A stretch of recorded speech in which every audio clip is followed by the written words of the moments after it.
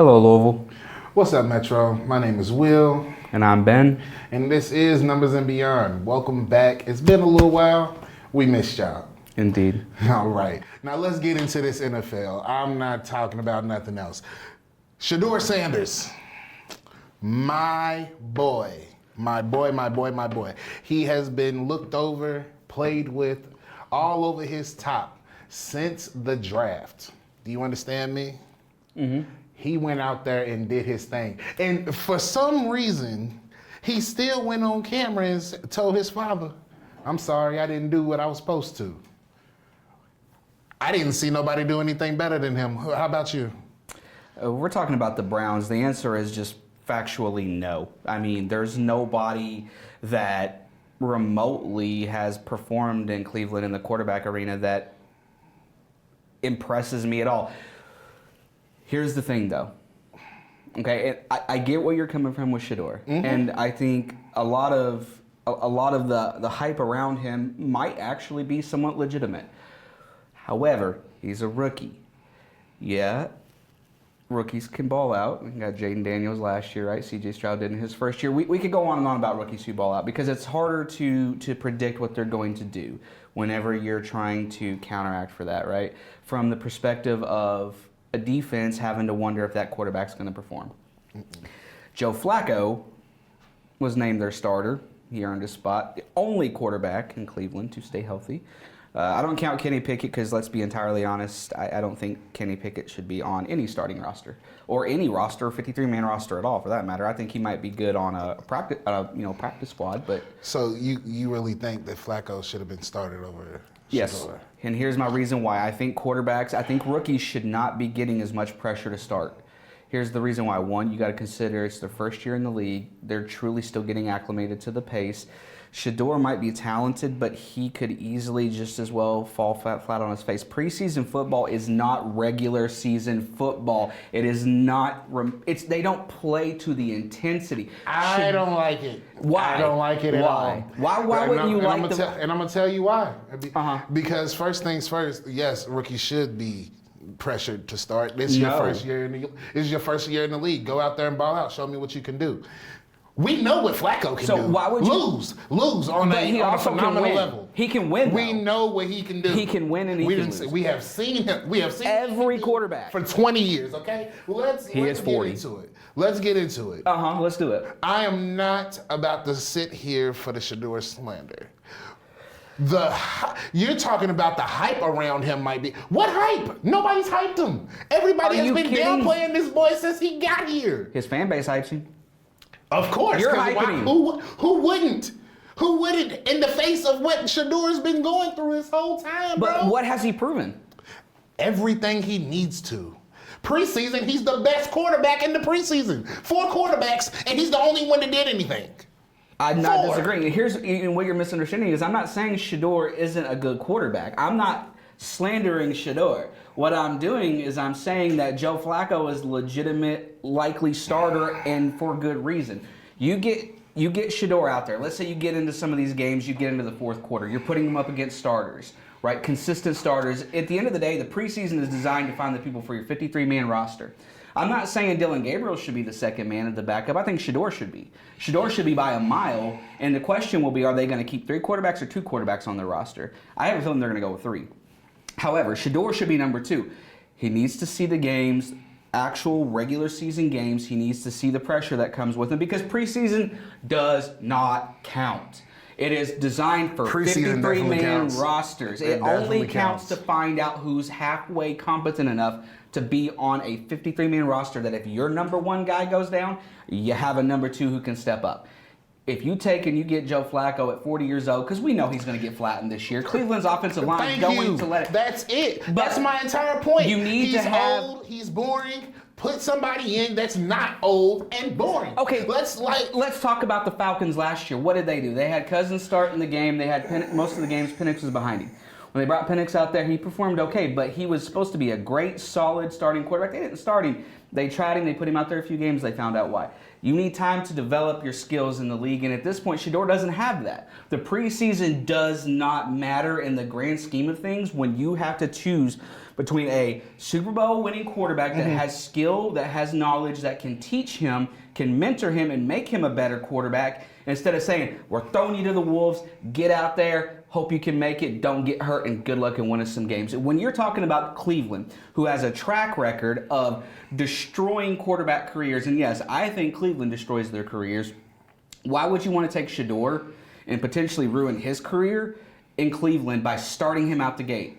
Look what happened to Justin Fields when he went to Chicago. Actually, let's talk about any quarterback lately that's been going to Chicago. They go there, they were rookies, they start, and they don't perform, and their careers just end. At the end of the day, Shedeur should not start the season. I would rather, if we were going to talk about it legitimately from the aspect of health, I'd rather put Flacco out there, win as many games with him as I can, hopefully. Not very many. Not very many, but you know he's going to be injured by like week 5 or 6. He usually balls out for about half a year. So then you dig Shedeur. That is trash, by the way. That is absolute bupkis. When he starts to go down, then Shedeur comes in. And then Shedeur either does well or he doesn't. At the end of the day, you're talking about Cleveland. I feel like there's a lot of flack being brought upon Shedeur. I think there's a lot of flack on Flacco. There should be. He's got at least a little bit of a pedigree. He's one of the older quarterbacks in the league now. And he stays healthy. Why does that matter? It matters just because you're old? That goes right back to the LeBron conversation. Retire, bro. It goes back to the same thing of Tom Brady. We could talk about Tom Brady. He was old. And guess what? He came back and won a whole Super Bowl. You think Flacco's coming back to win a Super Bowl, sir? Why not? Who knows? I doubt it. He's in Cleveland. But, okay. But we got to get out of this conversation. Shedeur is not... He's clearly delusional, Metro. I'm not doing this. Shedeur should not start week 1. I'm not And he won't be because the Browns have already determined that... I will not be doing this. The Browns have determined at all that Flacco is the legitimate rightful starter week 1. I agree with them. Shedeur should be the backup. Shedeur will have his chance to shine because we all know what Flacco can and will do, and we know when he kind of putters out. And at that point, then the question is going to be, is it going to be Gabriel or is it going to be Shedeur? Definitely should be Shedeur. And like I said, I'm getting out of this conversation. Because we can go rounds and rounds about this. You're clearly out of your mind. Okay, so then answer this question. Okay, let's leave Shedeur alone. But we talked about the preseason, right? Mm-hmm. Kind of how the... Very much so, yeah. You said it does mean something, that it is important. And I agree that it means something to what I said about a 53-man roster. How much of the preseason action do you think really truly translates into the regular season? After all, they had 4 games, they've dropped it to 3 now because its value is less, the injuries are not worth it. And honestly, there's not a huge attendance to those games and there's not a lot of people watching them other than people like us who actually look at this stuff to share our thoughts, opinions, and the numbers to the crowds. I think it translates very well. Why? Because it shows you who's willing to actually eat. If you can't show up for preseason, how can you show up for your regular season? So let me ask We've seen it time and time again. People that shirk their responsibilities all the way up until it's time that it matters, and now they can't perform. So what's the difference between preseason? When it comes to that, you can just take the teams that train against each other during training camp. They practice together. It's just as effective as preseason if we're talking about that. You still get to see you going up against another player that you don't know from a different team, from a different style. Why does the preseason actually matter to the regular season? Beyond who's going to be your backup. Then why have it at all? If it doesn't matter, that's a legitimate question. That's a legitimate question. It matters because you find your backups. You get to see the show outs. You find your backups. I guess, bro. Think about it. How many players that are starters play preseason anymore? You're right. In that aspect, you're right. But I still feel like you can find way more ballers during preseason than what you see during regular season when people don't even play up to their highest potential unless it's getting to the playoffs. Well, precisely. You obviously got to conserve yourself. In preseason, the backups, the rookies, the younger guys, the older guys that aren't on a team, your free agents, etc., they're gonna show up a little bit. But if you watch, they don't tackle as hard, they don't run as hard typically, and they're not gonna do the plays that put them at risk as often because This isn't the regular season, and they're not shooting for the playoffs in that moment. They're just simply trying to earn their spot on a 53-man roster where they can sit back and do their thing, and if they are called upon, then they're called upon, and that's what they do. I get it. I really do. I understand. I understand your point. I disagree. I do. I disagree just because I feel like when you're in preseason, that's where you see who's going to perform the best. And I've seen a lot of potential in these lineups, and not out of the stars. I don't even think I have a star unless it's Joe Burrow. I don't even have a star being in the Super Bowl this year. You don't have a star being. I don't have Mahomes. I don't have Lamar. I don't have Josh Allen. None of them. It's been years, sir. So who 3-4 years. You still have Cincinnati going? And the only, yes, very much so. If they start off the way that they ended last year, oh my God. A clinic. We're talking about an absolute clinic that they put on. For the last, 4 or 5 games of the season? It didn't matter because they never made it to the playoffs. But if they start off how they ended, it's going to be a massacre out there. And then they finally paid Jamar Chase. Look at what he was doing without being paid. They finally paid that man? Oh, okay. It's about to get dark. It's about to get very, very dark for the league when Cincinnati comes to town. I promise you. I can see it. I don't know that I believe entirely that it's going to get dark for the league. I don't think the Bengals are going to do as well as you think. I don't think Burrow's going to make that big of a difference. I think the AFC is going to be way too competitive. I don't think he's going to be this shining star amongst the rest. I really don't. I definitely do. I think this is finally Joe Burrow's year. If he puts in even half of the effort that he put in for those last few games. Well, let's be honest. Unless the running game is working well in Cincinnati, then that's going to be a one-trick team, and that's going to be passing the ball. And defenses eventually will just take care of that altogether. I feel what you're saying, but Chase Brown could do it though. Chase Brown does real well. Like I said, he didn't do bad last year. Chase Brown didn't. He just didn't have the line to defend him. I mean, but he still produced with it. I give you that for sure. In the grand scheme, I don't have the Bills. I'm sorry. Lamar, this is Lamar's last year for me. I don't care what nobody else says. This is my last year having faith in Lamar Jackson. I won't. He doesn't get there. Look, I don't have faith in him anymore. I won't even pay attention to him. What do you think it's going to take then for Lamar and the Ravens to actually get there? I mean, compared to what they've done last year, they added Derrick Henry, and that still wasn't enough. What do they need to do this year to get that next step further? I don't know. That's why I'm saying this is his last straw. I have no clue. They had literally one of the best probably the best offense. They did. They had one of the better ones for sure. I mean, there's no doubt about that. But the question is a major defense. It wasn't just offense. They had a major defense. A major one. And you're telling me you still can't get there? It's a problem with the players. Lamar, you're not leading your team to where they need to be. Zay Flowers, you need to figure something out, my boy. That rookie excuse is over. Mark Andrews, you're a vet. Figure something out. Like, this is what I'm saying. We're looking at a team that statistically should not be losing at all. Well, we're talking about Lamar, who broke records for passing and rushing last year, and still didn't make it. I was just curious when we were talking about their overall last year when it came to like their rankings on if they were one of the best offensive teams. It's actually kind of surprising. Passing yards, they were ranked 30th.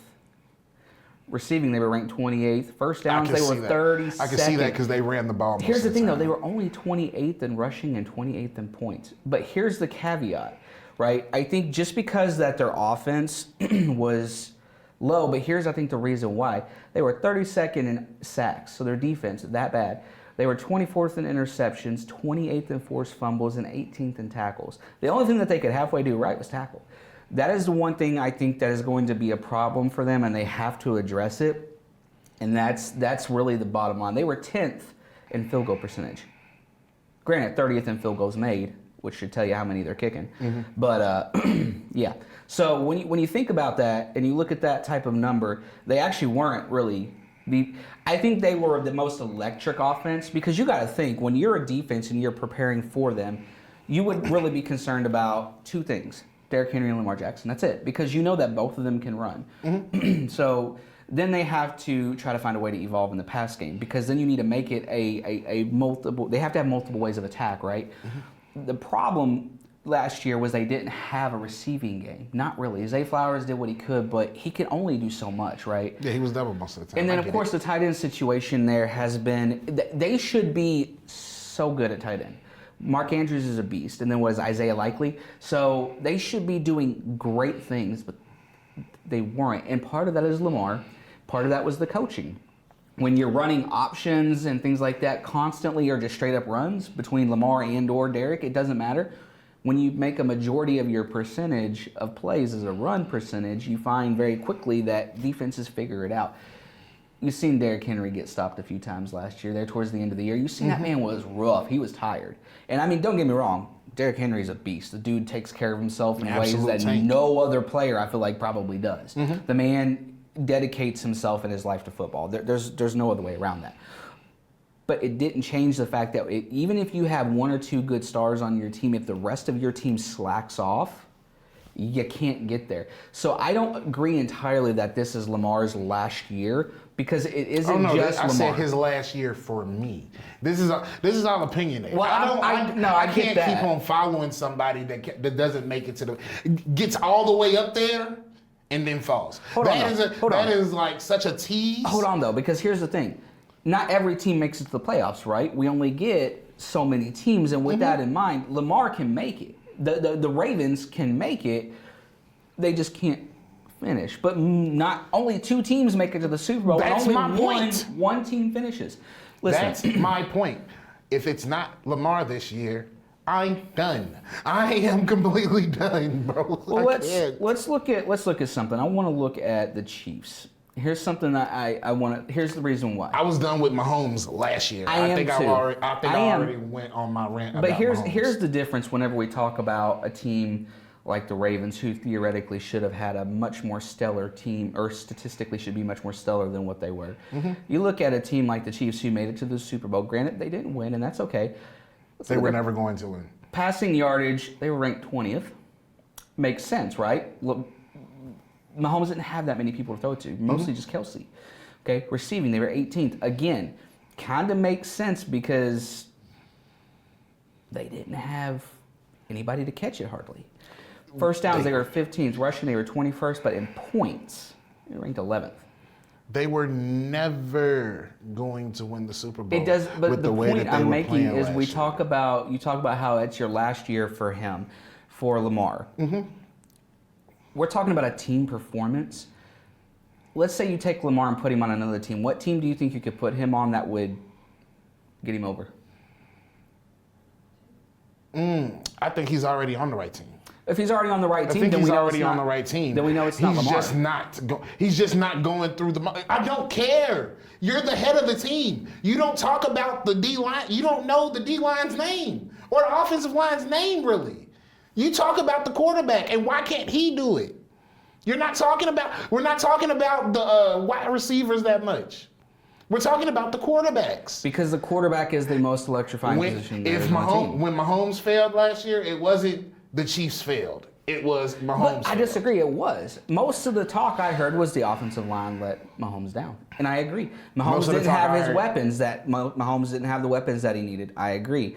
The Chiefs' defense couldn't get it done. I agree. Their offensive line, abysmal. I mean, Mahomes spent so much time on the turf it wasn't even funny. And I mean, I'm just saying that you can't. I feel like you can't discredit Lamar on that because of a team performance. Lamar was shaky, I give you that. He didn't look the best. But at the end of the day, when your team around you can't get it done. It wasn't just the offensive line. We're talking about a quarterback that can get it done in and out. He's proven that he can get it done in and out of the pocket. The problem is he's not. You're not going to sit here and tell me that Lamar's performance last year was top tier. No, it wasn't. It wasn't at the level of Mahomes. Mahomes did better, and I hate to say that.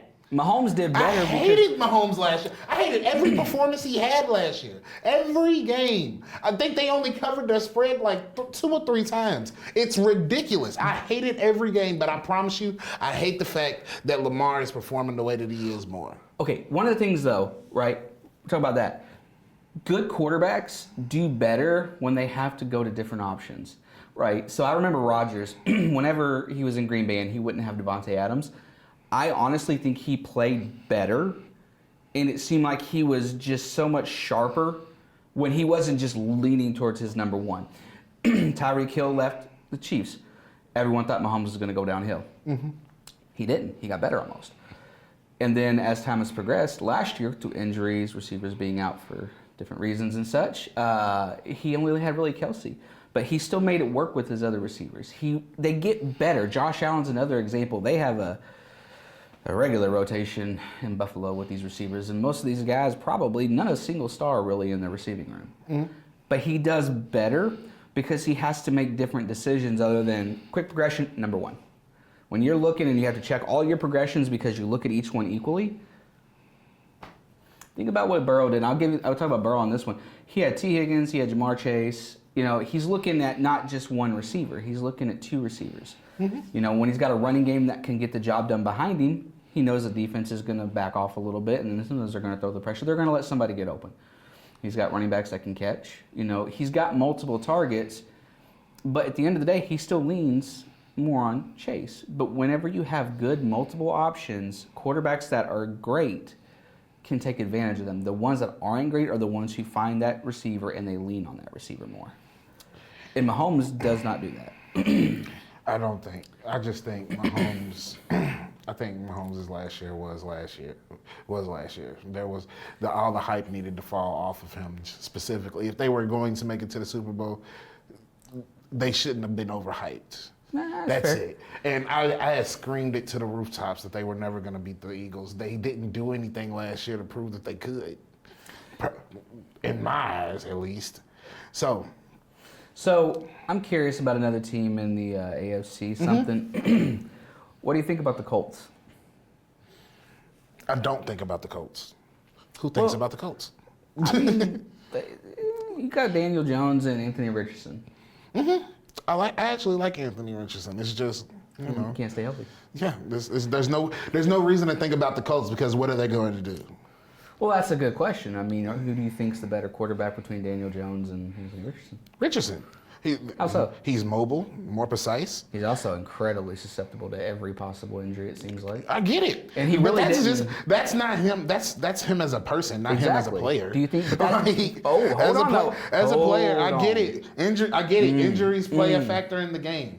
But yes. Him as a player, if we're talking about who I think is better, I'm going to say Anthony Richardson. He's more mobile. He's more precise when he's mobile. Do you think he's a better starting quarterback than Daniel Jones? You do? Maybe. Okay. I'm not gonna say that definitively, but maybe.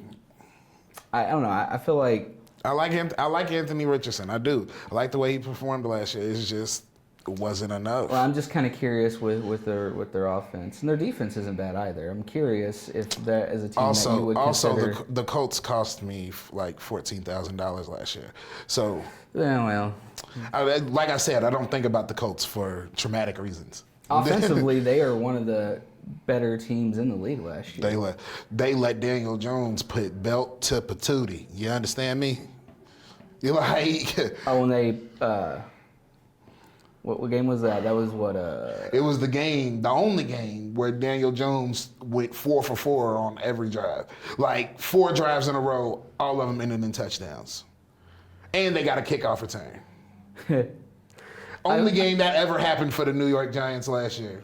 I don't know. I think I went back and watched traumatic reasons, sir. $14,000 was on the line. The Colts, like you said, were a 10 times better team than the Giants, and for some reason, somehow, some way.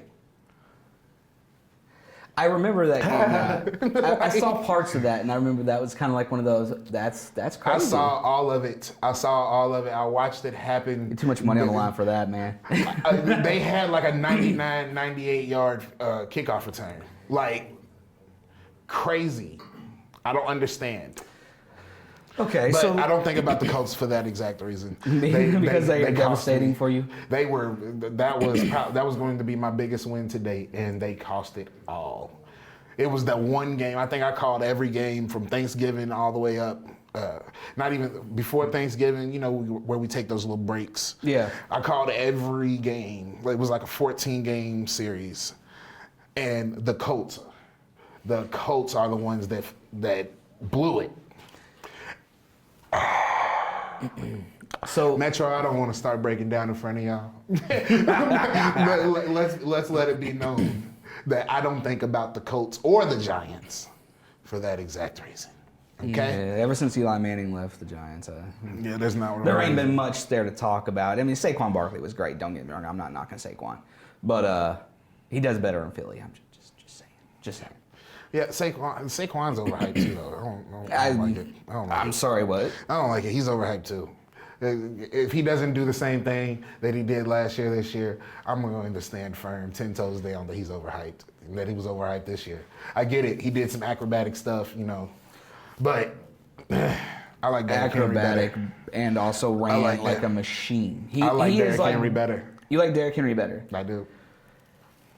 I like Derrick Henry better. I do. He's more of a machine. He's more of a tank. I don't know. Saquon's just squirrely. He's small, so he's squirrely. Yeah. I get it. I'm not saying that he sucks. I just think that he's overhyped. I just think people put a little bit too much on Saquon Barkley because it wasn't just his win. The Eagles were an actual force last year. Okay. So And he was a part of that force. So like I said, it's not his fault.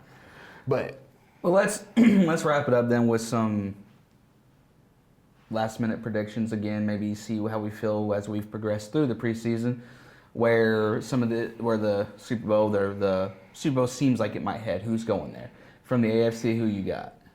You still got the Bengals? I'm not gonna keep on saying it. There's nobody that's gonna outperform Joe Burrow this year. I don't think so. Is that in the Jamar AFC? Chase, the Bengals. Let's just say that's my Super Bowl pick. Okay, so you're sticking with it. I'm still sticking with Buffalo. I'm going to stay with Buffalo because honestly, I think it's coming. Choice. It's coming. It's got to happen. I got more faith that Josh Allen will do it before Lamar. So I agree with you on that. Josh Allen's been pushing for it year after year. That man has made some crazy plays in the playoffs to get there. And Lamar just doesn't do that. That's my exact point. He doesn't eat. He's not, when the plate's in front of him, he doesn't get full. That's my problem. Well, who you got from the NFC? This is a tough year in the NFC. I'm not going to sit here and say that I believe the Eagles are going back because I can't let myself believe it. I want to say the Commanders, but I can't. I'd love for the Commanders to do it. I think they performed beautifully last year, and if I'm going to take an underdog to do so, let's If just I say was the going to take an Commanders. underdog for sure. Let's I just say the definitely Commanders. think I'm going to take the Commanders out of that performance. Okay. So I'm kind of stuck on the Commanders. I could see Dallas finally getting it this year, but I think they've got too many problems still going on internally. Yeah, I'm not. But if I'm going to put my real NFC guess, I'm going to have to probably, and as crazy as this sounds, as much as I don't like it, I actually have to go with the 49ers. I like that. I could see the that too. 49ers and Brock Purdy versus the Bengals and Burrow going for the Super Bowl, and I think it would be a phenomenal way to end the year. Well, you guys, that is another episode of Numbers and Beyond. We appreciate you all tuning in. My name is Will. And I am Ben. Let us know your Super Bowl picks.